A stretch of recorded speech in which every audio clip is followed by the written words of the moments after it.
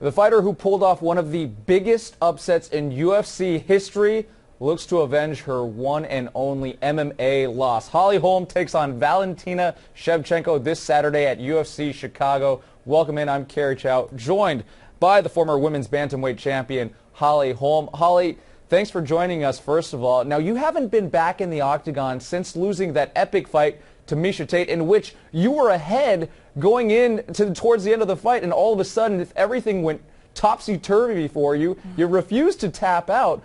What's it going to be like to enter the octagon again after that fight? You know, my nerves are always high for a fight no matter what, and going into this, yeah, they're even higher. You know, you go from a really big high to losing the belt and being, you know, on a low, and just kind of, you know, you always kind of battle with your own doubts in your own mind. And you know, I've put in a hard training camp. I put in a lot of hard work, and I want to make it worth it. I just want to win this fight, and that's really all my focus is. You talked about those highs and lows, Holly. How difficult was it to come back from that Miesha Tate fight? You know, I've just used it as motivation to want to keep getting better. I always want to keep getting better regardless, and of course that loss just kind of, you know, puts that sour taste in your mouth. It kind of just drives me even more to want to keep improving.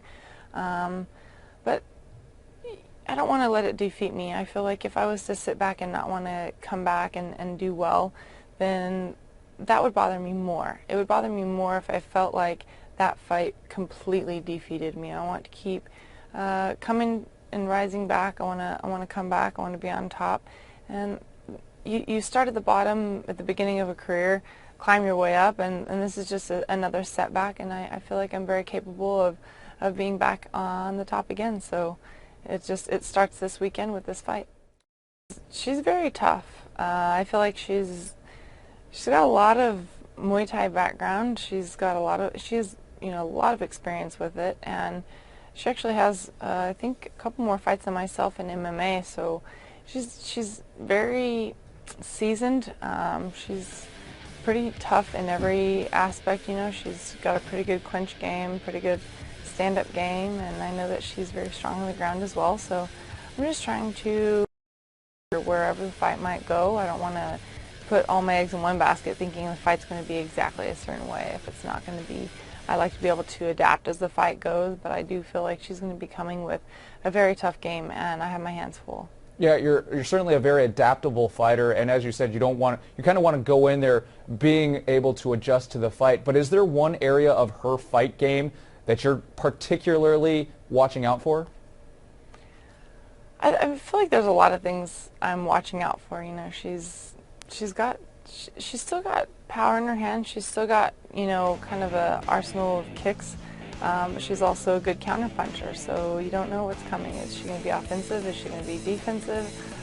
She's very strong in the clinch, so I feel like there's not really one thing I'm putting too much on that I think is going to be I want to be ready for each situation.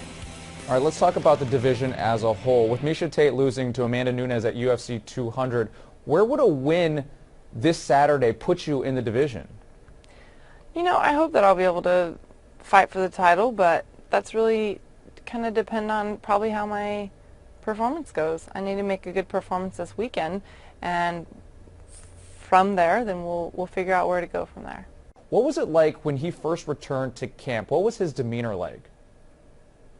You know, I actually was out at UFC 200, so I talked to him a little bit right after this all came out. You know, he asked me how I thought about it, and I just I don't really, I kind of separated myself from that actual exact topic. You know, there's a lot of things that John has done and been very supportive of our whole team, and you know, until we really know all the facts of what happened and what it is, I really haven't put a lot of thought into it. You know, he's been back in the gym training, and he you know, it's kind of his situation, but you know, I hope that it's nothing too big or too crazy, but we'll see what happens. Why did you want to separate yourself from that whole situation? Well, I'm supportive of it. I don't ever want to kick someone while they're down. I'm very supportive of John as my teammate and as my friend. So, but as far as the actual, like, I guess I'm just trying not to get so involved in maybe negative talk about it, because there's really no exact facts that have come out. So I think that it's not that I'm pulling myself away from it. I'm just not going out of my way to make any kind of comments or accusations in any way. You know, I always hope the best for him. So. All right, for all your UFC Chicago updates, be sure to keep it on ESPN.com's MMA page. I'm Kerry Chow. Thanks for watching.